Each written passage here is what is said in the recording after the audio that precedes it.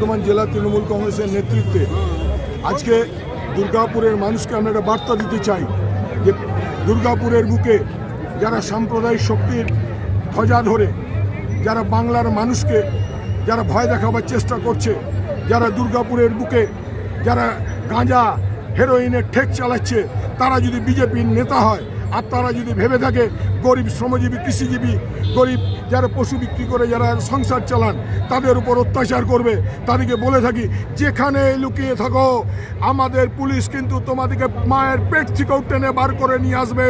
তোমাদের বিচার কিন্তু দুর্গাপুর কোর্টেই হবে। যার জয়ে বিধায়কের শ্বশুর বাড়ির টেবিলের তলায় লুকিয়ে থাকো, কেউ বাঁচাতে পারবে না। দুর্গাপুরের মানুষের উপর অত্যাচার দুর্গাপুরের মানুষ ছেড়ে কথা বলবে না। যেখানেই লুকিয়ে থাকো খুঁজে বার করা হবে, বিচার দুর্গাপুরেই হবে।